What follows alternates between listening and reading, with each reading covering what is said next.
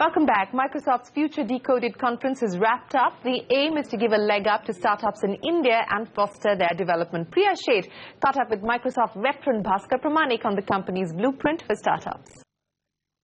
I think, very clearly, the fourth industrial revolution has started in India. So if I talk to all our customers, if I talk to all the exhibitors, every one of them is excited with what we're seeing here in India. The digital transformation is for real. And the people who are participating in that digital transformation are not just the technology companies, these are software companies.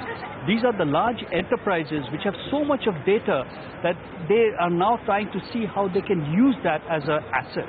And I think that's really what Future Decoded is about, is to continue to accelerate what's happening in India from a digital transformation perspective.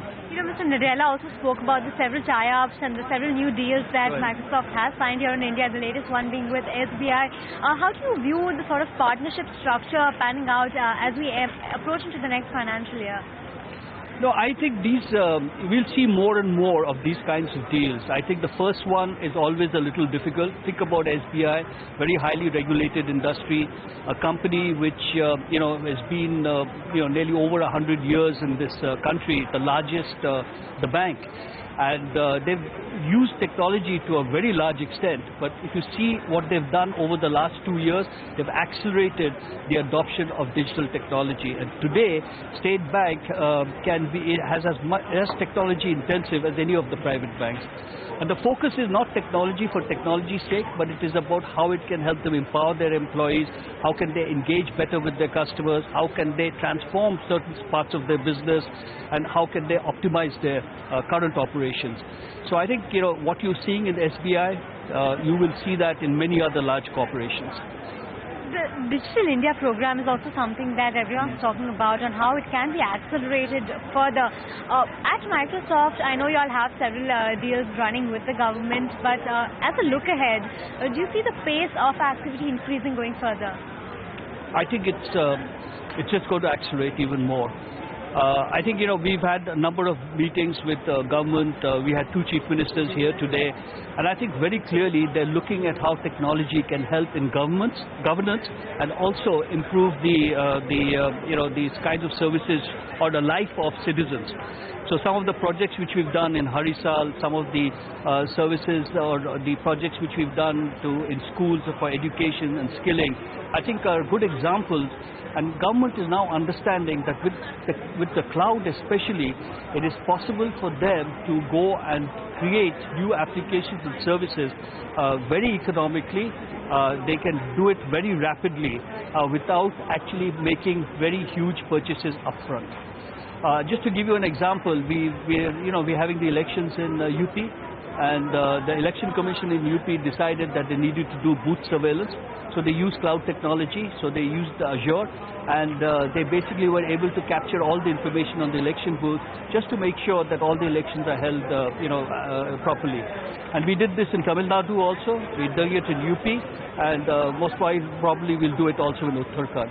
But this is the power of the cloud, the ability for somebody to want to go out and do something and then be able to do it very quickly. The elections get over, they dehydrate the cores or the CPUs or the storage which they're using, and there's no further pressure on the exchequer.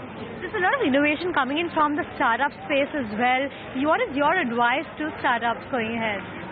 So I think it's very important for startups to look at what are the real life business problems they're trying to solve. Their focus should be on the problem or the convenience or the service which they're trying to provide. Is it fulfilling a particular company or an enterprise or a consumer requirement? That's the first priority. They've got to be very clear about that. Technology is just the enabler to make it happen.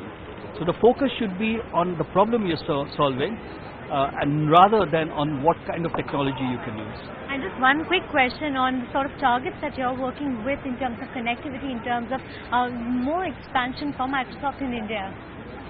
So connectivity is really, we work very closely and try to understand what the different telecom operators are doing. We consider them as our partners as the network of the telecom infrastructure moves on.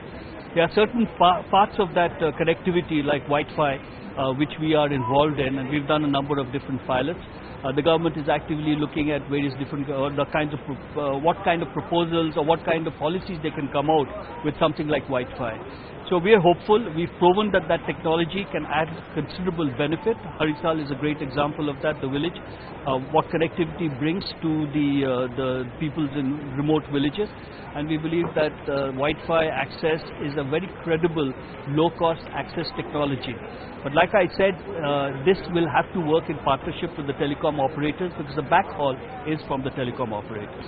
So we are very hopeful that India is going to be a country where you will see 2G, 3G, 4G, and perhaps even 5G, and at the same time using various kinds of access technology to ensure that the last Indian actually gets connected. Here are two interesting things that we spotted at the Microsoft event. A magic mirror.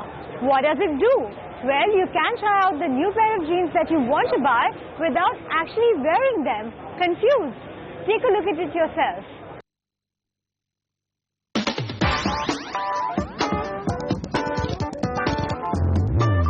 The interesting use case we are showcasing here is a virtual dressing room. It shows a catalog first. You choose what kind of dress you want to see, like a male and female collection. You make the selections, and post that, you try the dress on you, you take a picture, you share it with your friends, get feedback, and make a decision on purchase. So that's what we're doing. So how many organizations are really adopting this virtual trial room? Because this is something I've only seen in very few places in India yet. So Jabong was one of the early adopters. So we worked with Jabong. We showcased this thing at the Lakme Fashion Week 2 years back. And now we are coming up with another company called the Best Price Show. They are into luxury fashion retail. They work with multiple fashion designers, all known names in industry. So, and we are getting more and more traction.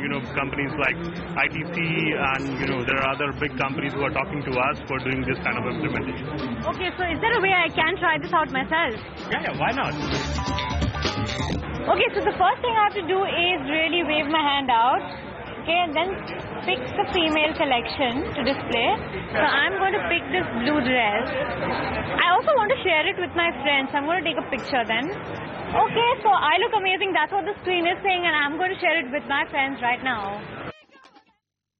From smart clothing to smart cars, very soon you could book a table at your favorite restaurant, send emails, and even shop online while steering your four-wheeler. Tata Motors showcased a prototype of this new smart car. But is this a safety hazard? Kevin Lee spoke to a man who was a part of the team that designed this car.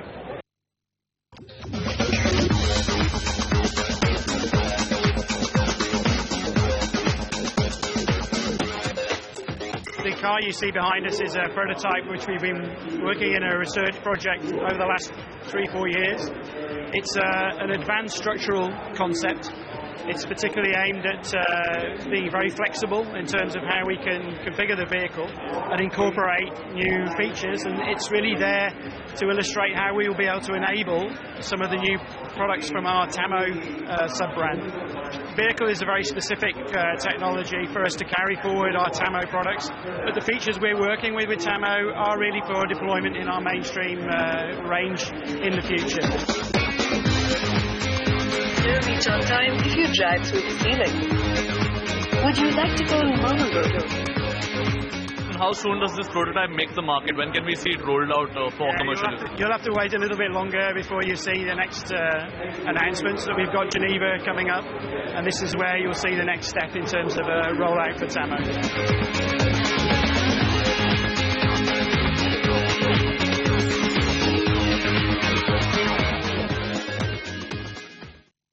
Well, thanks for that, Priya and Kevin. And with that, it is time for us to wrap up this special from the Microsoft Future Decoded conference. From all of us here, goodbye. Many thanks for watching.